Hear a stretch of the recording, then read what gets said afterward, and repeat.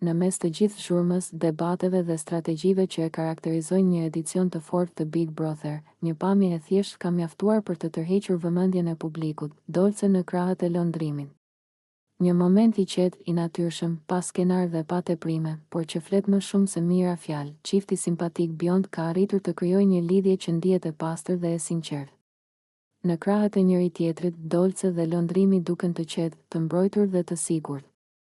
Nuk ka nevojë për gjeste të mëdha apo deklarata bombastike, mjafton një përqafim, një buzëqeshje dhe një shikim për të kuptuar se mes tyre ekziston diçka e vërtetë.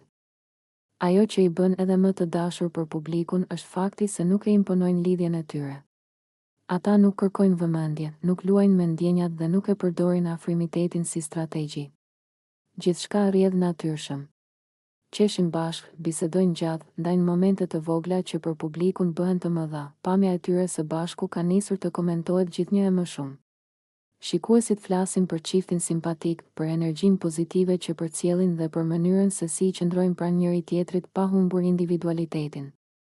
Në një lojë ku shumë lidhje lindin shpejt dhe shuhen po aq shpejt, dolce dhe lëndrimi duken si një përjashtim i bukur.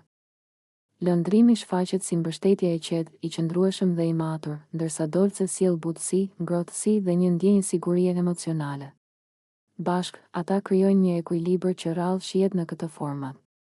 Nuk përzihen në konflikte të kota, nuk mbajnë anë për interesa momentale dhe ruajnë qëndrimet e tyre me dinjitet. Nuk është çudi që shumë kush tashmë i sheh si çiftin më të komentuar të momentit. Jo për skandale, por për mënyrën se si dashuria e tyre po ndërtohet pa zhurmë.